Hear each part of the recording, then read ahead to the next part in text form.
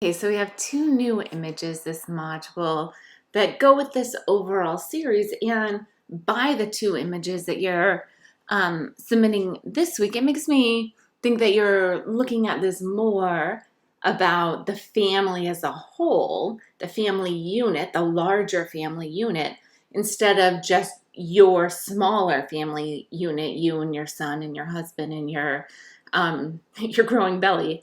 So that shift seems to be clear to me in these images, so I want to make sure that you can confirm that for me.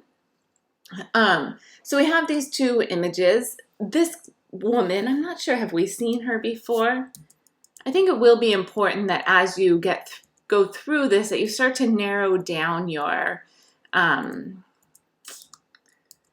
of characters, if you will, to a smaller group, right? Maybe it's 10 people, maybe it's 12 people. I don't know how big your family is or your husband's family is, but kind of narrowing it down. So we see that repetition of the individuals, and we know this isn't just like you and your family in the community, but rather your family. And we know that these people are all related, and we're seeing them on a regular basis in all of the images. So that might be something for you to start working on, is to narrow down that list from the 30 people that come over often to like 10 or 15, so that we have this tighter group. And there can be other characters that are in there, but people are repeated again and again and again, right? So we get that sense of family as we're looking through your series.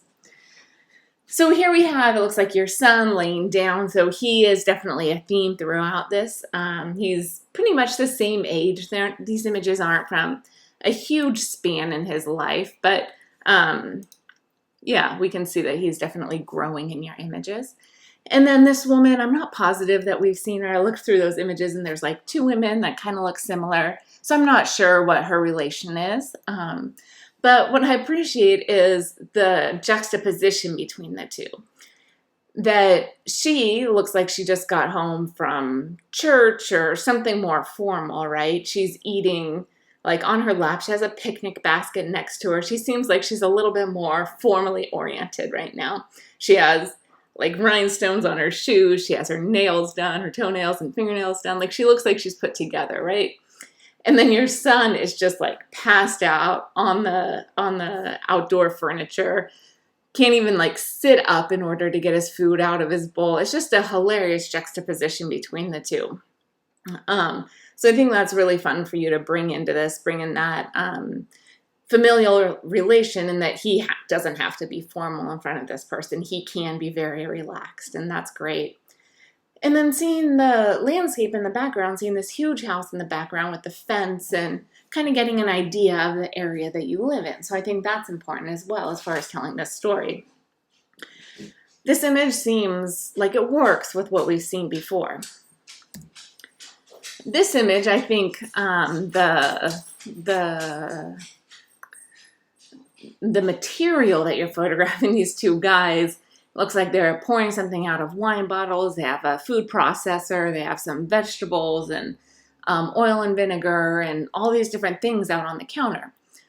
This is all telling a story. This is in line with the other images that you've submitted. But this image just doesn't look quite right. There's something going on with the image. And then when I see that you shot it with that 8000 ISO, I think that's what the issue is. We're just not having the dynamic range that we're looking for with images. So when you have a high ISO, you get digital noise, and we see that digital noise, and that can be disturbing, right? You can see it in the midtones especially. So like in these tones here, in the shadow area, you see that digital noise. But the other thing is that we get this reduced dynamic range. So instead of having every tonal value between highlight and shadow, you're kind of skipping between those. You're not getting all of the values. So then what we're seeing are these like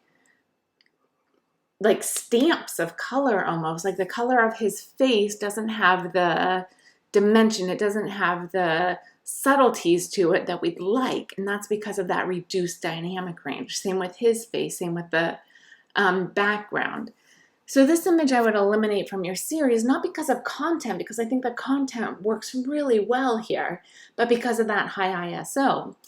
So you might be needing to bring in lights. You have lights from at least 112, right? So you at least have hot lights that you can work with, and just bring lights in and let them go about their business with the lights around them. So you can have enough light to keep your ISO low so you can get these quality images.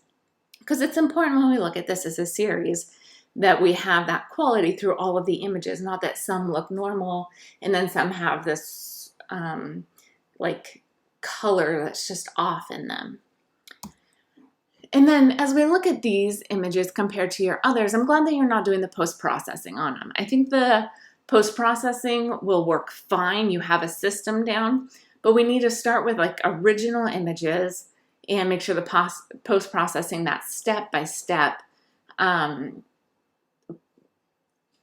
whatever your system is for what you're doing to these images to give them that kind of vintage look is the same, so that we have images that all have this colorization, not this colorization, and then this colorization, and then this colorization, right?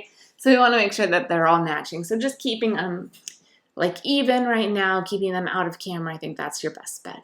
All right, let me know if you have any questions.